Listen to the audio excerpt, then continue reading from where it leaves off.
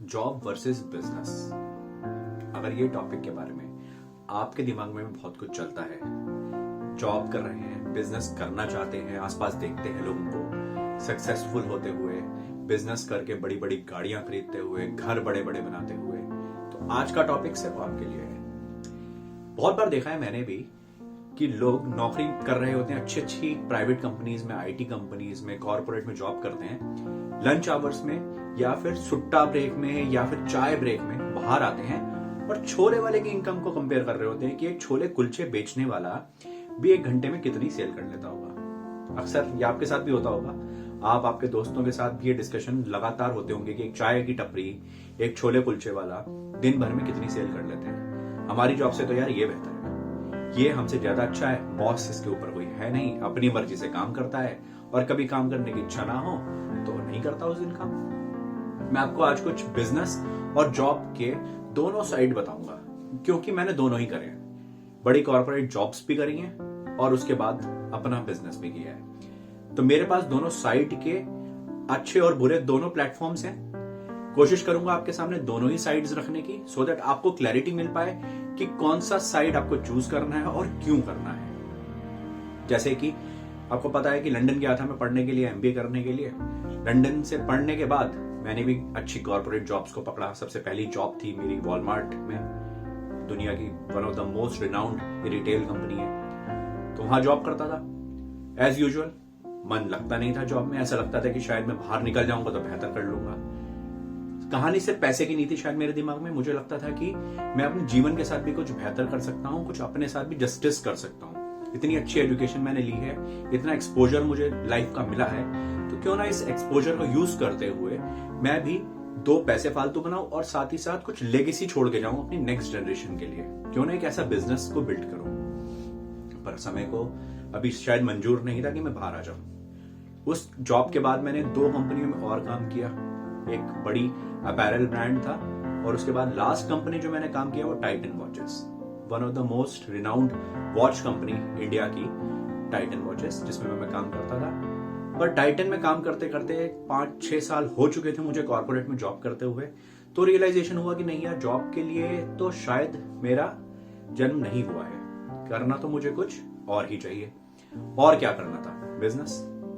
और सबसे अच्छी बात यह है कि बिजनेस फैमिली से मैं बिलोंग नहीं करता। फादर मेरे गवर्नमेंट जॉब में रहे और बिजनेस का मेरे को एबीसी नहीं आता था। And let me tell you, business से जॉब बहुत बहुत फर्क है। आपको छोटे से फाइनेंशियल रूल्स से लेके कहां से पैसा उठाना है, कौन सा प्रोडक्ट के ऊपर काम करना है, कस्टमर सर्विस को किस तरीके से हैंडल करना है और अपने पैसे की रिकवरी कैसे करनी है, ऐसे बहुत सारे अनेकों हजारों प्रश्न आपके दिमाग में हमेशा गूंजते रहेंगे, घूमते रहेंगे। अगर आपके पास कोई एक्सपर्टीज, कोई एक्सपीरियंस बिजनेस का नहीं है, तो मेरे पास नहीं था। मैं गिरा, सीखा, गिरा, सीखा, बहुत कुछ सीखा, बहुत बार गिरा। बिजनेस करने का कीड़ा था पूरा, तो 2013 में बिजनेस की स्टार्टिंग करी। बिजनेस जितना ल्यूक्रेटिव दिखाई देता है उतना ही lucrative. Let me tell you, जब मेहनत आपकी बराबर हो जाती है तो पैसा भी आता है, स्ट्रेंथ भी आती है, पर साथ ही साथ अगर आपकी कैलकुलेशंस, अगर आप वो कैलकुलेशंस नहीं कर पा रहे, या फिर वो चीजें आपको समझ में नहीं आ रही, या फिर आप प्रोएक्टिव अप्रोच नहीं अपना पा रहे, तो बिजनेस में आपको बहुत समय लगेगा सक्सेसफुल होने के लिए। मेरे साथ भी ऐसा ही हुआ, कुछ अलग नहीं था मैं इन सब चीजों से। ये सारी की सारी प्रॉब्लम्स मैंने अपने पिछले 7-8 साल में फेस करी हैं, लगातार फेस करी हैं। फाइनेंशियल कैलकुलेशंस करना थोड़ा टफ था, नहीं आ पाती थी। बिजनेस फैमिली से क्यों कि था नहीं।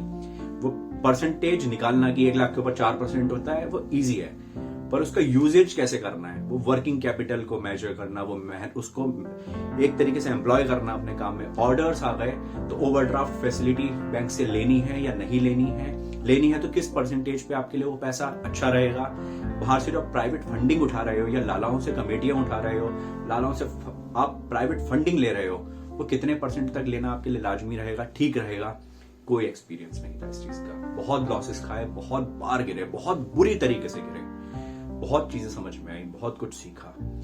पर एक बात पक्की है कि अगर वो दोस्त जो आज बिजनेस करने की सोच रहे हैं जॉब के बाद, या जॉब नहीं करी है आज तक, पर वो पहली शुरुआत ही बिजनेस करने की सोच रहे हैं, तो आपको एक चीज के ऊपर तो काम करना ही पड़ेगा। या तो आपके पास कस्टमर बेस इतना स्ट्रांग हो, मतलब आपके पास ऐसी लोग हों, एक ऐसी कम्युनिटी हो जिसके साथ आप जुड़े हुए हों और लोग आपकी सुनते हों। तो आपके लिए आपको सिर्फ एक प्रोडक्ट पे काम करना है कि उनकी रिक्वायरमेंट क्या है, उनकी प्रॉब्लम एरिया क्या है, ग्रे एरिया क्या है, और आपके पास ऑलरेडी एक पूरा क्लाइंटल बेस तैयार है। और या फिर सेकंड पिक्चर इसकी ये है कि अगर आपके पास एक ऐसा प्रोडक्ट तैयार है जिसके लिए आपको आसानी से कस्टमर्स मिल जाएंगे या सस्ते में कस्टमर एक्वायर कर सकते हैं मार्केट से, और कस्टमर एक्विजिशन की एक कॉस्ट रहती है। वो कॉस्ट आपके पास अगर 6 महीने से लेके 1 साल तक वो कस्टमर एक्विजिशन की कॉस्ट आपके पास है, इतना पैसा आपने बचा रखा है, या आप उस पैसे को कम से कम इंटरेस्ट पे अरेंज कर सकते हैं, तो ही बिजनेस के बारे में पहले सोचिए। मैं एक छोटा सा एग्जांपल देता हूं आपको, लंदन का ही। डेवलप्ड कंट्री है, इंडिया डेवलपिंग कंट्री है। उन देशों में हमारे पास जो प्लम्बर्स आते थे, कारपेंटर्स आते थे, बस ड्राइवर्स, उनकी सैलरी भी डॉक्टर्स, इंडिया के डॉक्टर से डबल ट्रिपल होती थी। बड़ा ल्यूक्रेटिव लगता था कि यार यहाँ पे तो ड्राइवर भी इंडिया के डॉक्टर से ज्यादा कमा लेता है, इंजीनियर से कहीं कहीं ज्यादा वहां के प्लम्बर्स की सैलरी होती थी। गाड़ियों में आते थे अपना काम करने के लिए, अपॉइंटमेंट लेनी पड़ती थी आपको उन लोगों से। और ये बात तो मैं आपको 7, 8, 9 साल पहले की बता रहा हूं। आज तो चीजें और ज्यादा डिफर हो गई हैं, पर हिंदुस्तान में अभी भी चीजें बहुत ज्यादा नहीं बदली हैं। स्टार्टअप्स ने रूप ले लिया है, पर एक प्लम्बर को, एक कारपेंटर को, एक ड्राइवर को पैसे उतने ही मिलते हैं आज भी। उसका सबसे बड़ा रीजन है हम एक डेवलपिंग इकोनॉमी है, और बाहर के देश, यूरोपियन कंट्रीज, अमेरिका, ऑस्ट्रेलिया, ये सब डेवलप्ड नेशंस हैं। इनका एरिया देखिए और अपनी कंट्री का एरिया देखिए। एरिया, इंडिया का एरिया और अमेरिका का एरिया और ब्रिटेन का एरिया और ऑस्ट्रेलिया का एरिया। एक एग्जांपल पे बात करें, अमेरिका का एरिया इंडिया से 3 गुना बड़ा है, 3 टाइम्स इंडिया के एरिया से। और इंडिया की पॉपुलेशन आप जानते हैं 140 करोड़ से भी पार जा रही है, और अमेरिका की पॉपुलेशन अभी भी 32-33 करोड़ है। तो नियरली 4.5 टाइम्स वहां की पॉपुलेशन कम है हमारे से, और एरिया 3 गुना ज्यादा बड़ा है। तो रिसोर्सेज तो ऑटोमेटिकली उनके पास ज्यादा होंगी। ये वो पॉपुलेशन बॉम्ब की बात कर रहे हैं, जिसकी वजह से हमें ज्यादा मेहनत या फिर ज्यादा दिमाग लगाना पड़ता है चीजों के साथ, ज्यादा जूझना पड़ता है कहीं ना कहीं। हिंदुस्तान के अपने बहुत फायदे हैं, बहुत ज्यादा हमें कुछ अच्छी चीजें हमारे देश से मिली हैं, संस्कृति के रूप में बहुत बहुत अच्छी चीजें मिली हैं। पर आप अगर बिजनेस करने की सोच रहे हैं, आपको अपना दिमाग लगाना पड़ेगा एक इंडिपेंडेंट। आपको सिर्फ सबसे पहले, अगर आप जॉब से बिजनेस की तरफ आने की सोच रहे हैं, तो अपने स्किल्स पे काम करिए। एक ऐसी स्किल जिसके ऊपर आप लगातार सालों साल काम करते रहिए। एक अपना कस्टमर बेस भी बना लेंगे तो आपको जॉब छोड़ने में बिल्कुल भी आसानी नहीं होगी। आपने एक स्किल सीखी, एग्जाम्पल के तौर पे ले लेते हैं, ग्राफिक डिजाइनिंग सीखी आपने। आज के दौर में बहुत इंपॉर्टेंट एक आर्ट बन गई है, एक रिक्वायरमेंट बन गई है, क्योंकि सारी दुनिया डिजिटल हो रही है। तो आपने ग्राफिक्स सीखा, एक्सपीरियंस लिया, जॉब करी कुछ साल ग्राफिक्स में। उसके बाद धीरे धीरे आपने क्लाइंट्स के साथ कन्वर्सेशन शुरू करी, सो दैट आपका एक पार्ट तो हो गया ग्राफिक्स, दूसरा पार्ट हो गया आपका कस्टमर एक्विजिशन। वो भी आपने कंपनी के साथ रह के उन्हीं के पैसे पे जॉब करते हुए सीखा। कुछ कस्टमर्स को इतना अपना फेवरेट बना लिया कि आप जहां भी जाएंगे वो आपके साथ साथ चलेंगे। तो ऑटोमेटिकली आपको एक स्किल सीखी, एक्सपर्टीज ली, और कुछ क्लाइंट्स आपने एक्वायर करे, और एक्वायर करने की वो स्किल भी आपने सीख ली साथ ही साथ। तो एक तरीके से आपने 2 स्किल्स सीखी। आपका कुछ समय बीता और आप जॉब से अब बाहर निकल के अपना सेल्फ एम्प्लॉयमेंट की तरफ आ गए। तो हो गया आपका बिजनेस स्टार्ट।